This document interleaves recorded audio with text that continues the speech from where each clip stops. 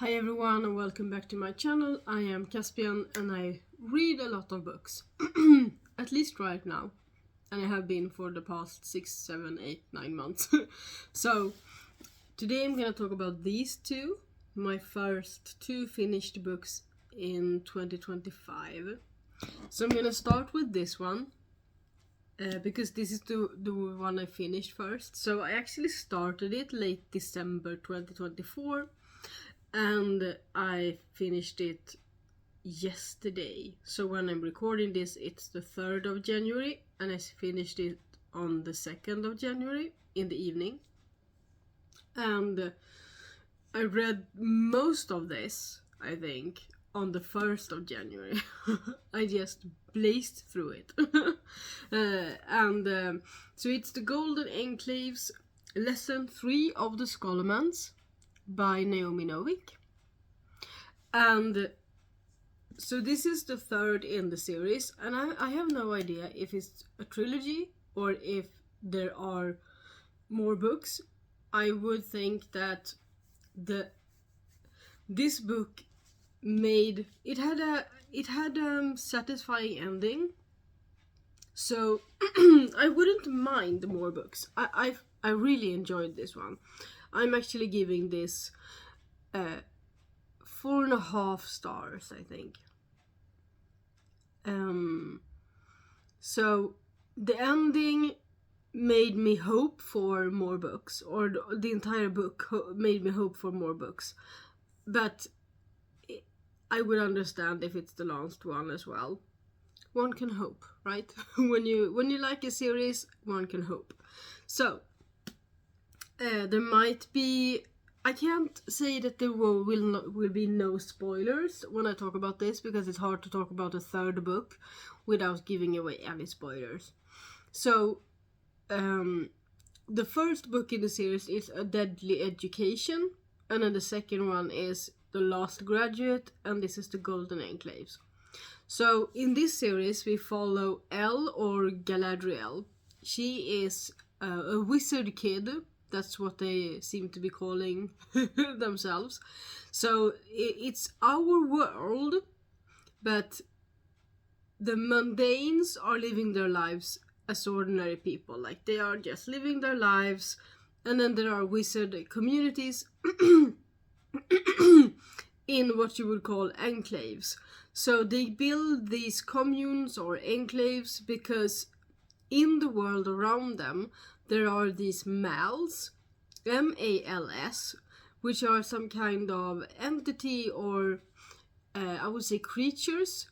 There are so many mals, okay? So one thing that I had a hard time following all the series through were all the mals. To get to, I think for the first book I wrote them all down and I tried to understand each and every one of them. And then by the second book I just gave up and I just tried to just go with the flow, because there was no way for me to understand what each and every one of these were. We were told a lot about them, but there were so many, especially in the first book when most of the world building was being made in these books. So at some point I just had to be like, okay, there are mals. Thousands or hundreds of different types of creatures that want to eat, that want to kill the wizard children and live off of their mana, which is, I would say, life force, but it's not. It's their magic, because every creature has life force, but like every individual has, but it's more their own magic. So what separates the mundanes from the wizard kids is that they can store their magic, and it's called mana. So when they they can work with mana or malia, and mana is their own magic that they store, and they can produce mana, like energy for magic, I think is more correct, by doing physical activities, or a lot of physical activities. And the more intricate or the more physically demanding, the more mana something is worth. So when you're starting to train out and you do like push-ups, in the beginning you get a lot of mana out of the push-ups, and you can store that in crystals. among other things. And then the better you get at it, the less mana you get from the activity. So it's the beginning of learning something or doing something that gives the most mana.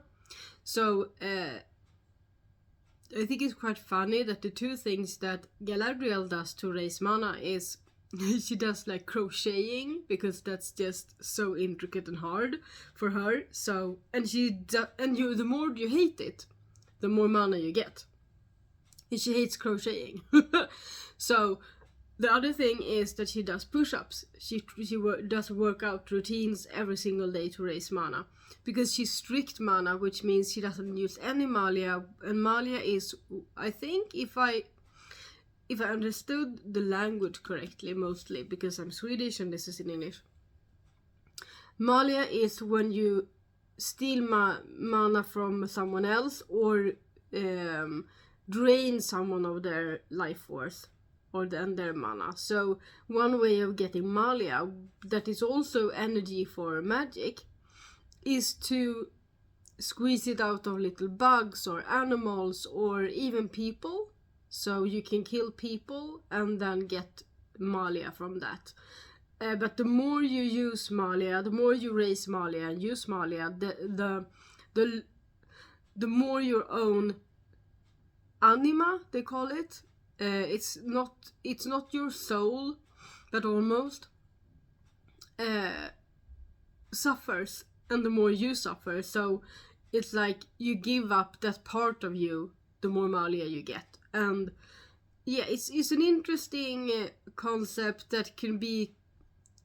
It's like people that raise a lot, that are Malia, that they use a lot of Malia, is called maleficers. I think that's the word it is. Maleficer, or I think that's how you pronounce it, maleficer.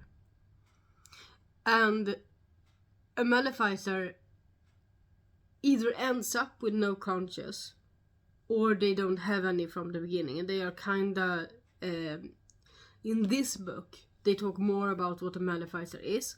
And it's kinda the question, did they, begin with no conscience, so, like psychopaths, or did they end up in that way?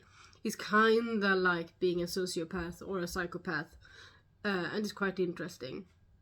There's a lot of things in these books, that makes me think of the universe and the society as a whole. So it's a fun book, and you can read it as just maybe a fun fantasy book, but it also has a lot of things that kind of makes you think about how the society we are living in is built, and how we are living our lives, and if we are doing ourselves a disservice or the society a disservice. Are we treating each other? How are we treating each other? And that sort of thing. And how much are we willing to sacrifice to reach our goals? So in the first book, we follow Elle at this, it's like a high school, I would say. So I talked about all the mals that wanna just eat up the little wizard children.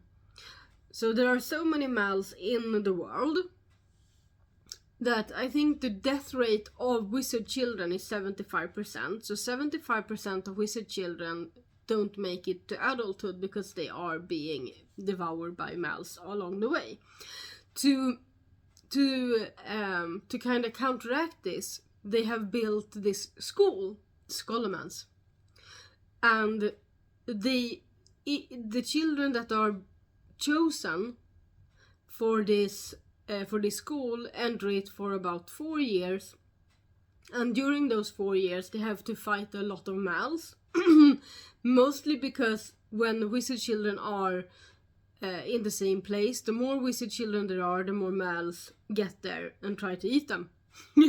So they have to fight them off constantly, and there are no teachers in the school. The lessons come from like nothing, like they just fall on.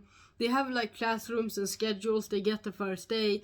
They just turn up in those classrooms, and the lessons are just in front of them, and everything they need is in front of them. whatever books or stencils or material they need are in front of them, and they choose different like programs depending on their affinities. So it's really intricate and wonderful, and I love the magic system in this book. I love the world building and the magic system. So the problem is that in the Scholomans, they're supposed to have, like in the graduation hall that is at the bottom of the school, you have to, when graduation comes, you have to go through that graduation hall to make it out. And this is supposed to be cleared of mals regularly, but the machinery is broken. So the graduation hall is filled with mals. So graduation is basically using everything you've learned, allying with other people that you can work together with, that you might match or something with your affinities, or complement each other, to make it out of the graduation hall. So for the first book, we follow Elle in this school, going to class, fighting off mals, getting to know the other main character, I would say, that is Orion Lake. And Orion Lake is this guy that kind of lives for hunting mals. It's like his only purpose in life. And Elle is born with a lot of power, a lot of negative force power, she's like a destructive force. So she's viewed as a dark force, but she does her best not to be a dark force, and not to follow the prophecy that her grandmother said about her, because her grandmother said that she was gonna be the one to bring destruction to all the enclaves of the world. And enclaves are these little like havens that people build to guard themselves, their families, and their children, their wizard children, from the mals. So the prophecy is that she is gonna be the one to bring destruction to all of the enclaves, and she doesn't want that. So she's kinda the dark energy, and Orion is supposed to be the good energy. So she attracts a lot of mals because of her dark energy, and he hunts a lot of mals. And he also has the power to draw the mana out of the mals, and that mana goes to the storage for the enclave that he's a part of. It's intricate, and I'm not going to go too much deep into it. But in the first book, we follow their relationship, and we follow Elle going to classes and that sort of thing, and trying to make friends. She's this bitter. I really kind of hated her in the first book for a bit, until she grew, because she's so bitter. She doesn't want anyone's help. She thinks everyone is out to get her. She's really self-destructive, if anything. So she really don't want this Orion Lake on her tail all the time, and they kind of compete in how many times they save each other's lives, because he hunts the mals that go after Elle, and then there are mals that he doesn't see, and she kills them for him, and they have this kind of tug of war, kind of rivalry going on, mostly based on the fact that Elle doesn't want help, and he can't leave her alone. So in the second book, it's called The Last Graduate.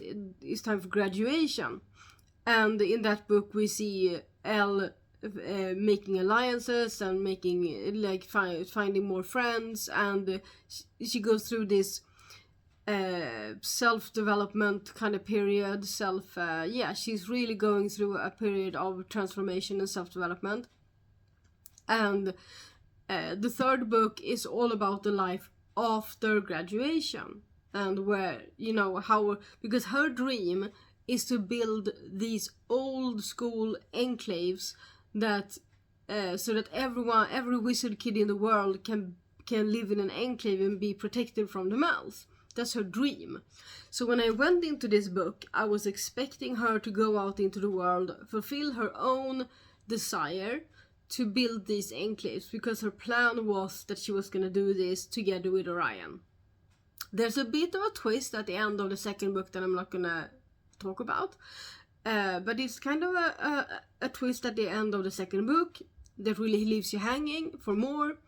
But in this book, I really expected her to go out and just build these golden enclaves. And she is on that mission, so don't get me wrong, she's on that mission. But the way there was not at all what I expected. And the twists and the turns in the plot were not at all what I expected. And there's this other force coming into play that is really, you know, making everything just turn upside down. And that is, I'm not going to tell you what that is. But so I went into this book expecting something wholesome. Maybe I had read too much cozy fantasy between the second and the third. I don't know. But I was expecting this wholesome, kind of cozy life where she just hops from continent to continent, helping people build these golden enclaves. But the journey there was so much more filled with hardship and sorrow and pain, and also just fighting for this dream to come true and fighting against the prophecy. It was just different than I expected, and that's fine. It's fine. I really enjoyed it anyway. So I think my biggest issue with these books overall is the intricacy of the magic system with all the mals and all. There was just so many words that were alike, like mals and malia and maleficer and mana, and there was just so many words that I really had a hard time. It took a long time for me to just sort everything out, because I was like, are these words in English that I just don't know, and people that know, who have English as a first language, have a much easier time understanding this, or is it an intricate world building system? I still don't know. But for me, it took some time to sort everything out, and I had to just go with the flow. But I did really love the world building in this, and I loved the writing style. At some points, it felt a bit like slow paced because of all of the descriptions. But yeah, I think if other people have something against this, I would say that it is that we're probably more told what things are than shown, because there's a lot of descriptive language in this book.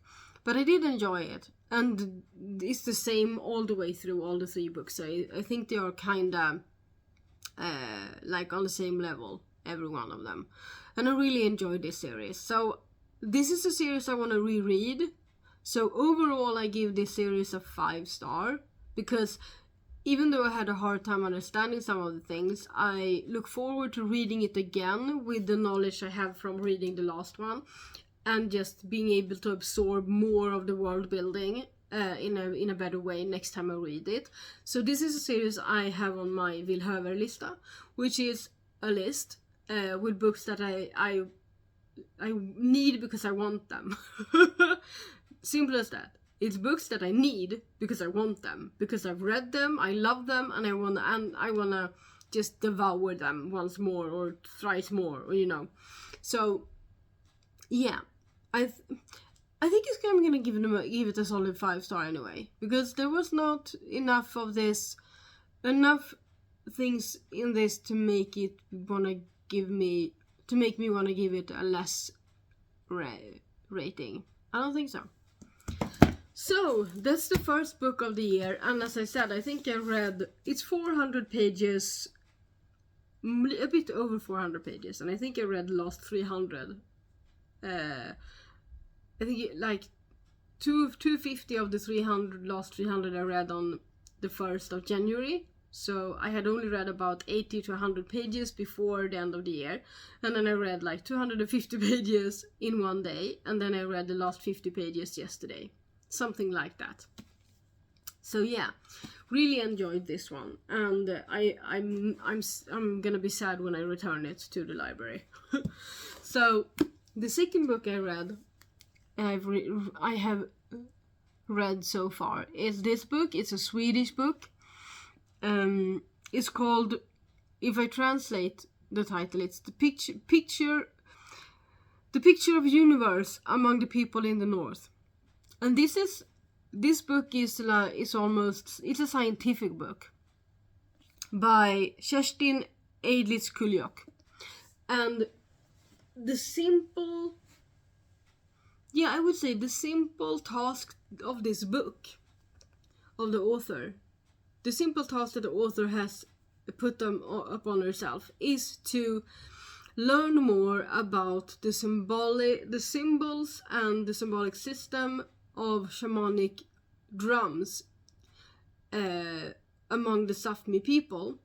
And to do that, she has gone all over the Nordic world, and so the Sápmi region, and then over to Siberia, and with all of these people, the Russian Evenkis and Tjinkis, and I'm sorry I'm butchering all of this, but she has gone to so many sources and also met a lot of people that have stories about how they perceive the universe and how they picture it, in the sense how they write it down or draw it.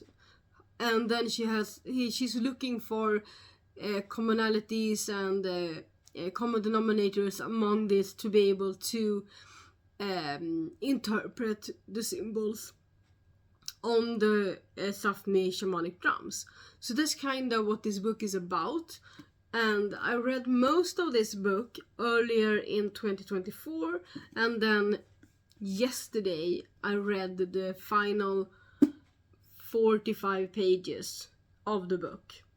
So I really enjoyed this book. It's really, for me, that has a special interest in shamanic drums and shamanic practice, because I am a shamanic practitioner. It's really interesting because I use drums. I don't paint on my drums. I haven't painted this, but I bought it painted. So yeah, it's really, really interesting. She talks a lot about how these people view the cosmos and the universe, and how many worlds they see it in, and everything from the lower worlds with death, and the upper worlds, and there's so many different ways to view the universe, and therefore there are so many different ways to draw the universe on a drum, for instance, and reasons why you do. So it's really a big job, and it's an amazing book. It's really an amazing book, and she has like 30 pages at the end with footnotes and references. So she has like 475 references and quotations in this book that she references here. And then she talks also about how she transcribed the Cyrillic alphabet and so on, and a lot of other sources. So I really enjoyed this book. It taught me a lot, and I'm actually gonna unhaul this, I think the word is, because I feel like I have absorbed what I can absorb from this book, and I don't feel like I'm not in any need or any position where I wanna keep it for reference either. I want someone else to enjoy it as much as I did, and I don't know how easy it is to find, so I'm gonna unhaul this. I'm gonna sell it to someone else here in Sweden that have the same interest as I do. And yeah, I really enjoyed it. One interesting thing is that in a lot of the different world views, the shaman rides on a bear, a brown bear. Because another interesting and common way of looking at it is that we we, as in me and other shamanic practitioners or shamans, we see it as riding on a horse between the worlds. But a lot of the people that are referenced in this book view the world and the shaman as riding on a bear between the worlds. So the bear is the drum, you can say, because the drum is what helps us journey. So, it's really wonderful. And she's weaving the web of life, which is turning into some kind of snake. And the serpent or a snake is a big part of any Nordic tradition, I would say. And any indigenous practice, shamanic practice. So, I really enjoyed this book. I'm gonna give it, now that I'm talking about it, I think I'm gonna give it like a 3.5, 4. Because when I finished it, I was gonna give it a 3, so the reading experience was a 3. But the knowledge I gained makes it a 4. That's it. So, those are the books I have finished so far this year. And I am currently reading Agatha Christie. That's what I'm reading right now. So, that and maybe some other book I will talk about next time I make a video. And this is the way I'm gonna do it. I'm gonna talk about like 1, 2, 3 books at a time. Just continuously. So, that's the format I am comfortable with right now. And I hope to see you in my next video. I hope you watch my next video. If you have come this far, give me a star emoji in the comments. Comment if you have any questions or thoughts. I always love those. And I try to respond to each and every one if I have the time and the energy. I have been sick a lot over the holidays. But yeah, give me a star emoji for the universe. For the picture of the universe. If you have come this far. And I will see you in my next video. Walk in beauty and happy reading. Tjingeling!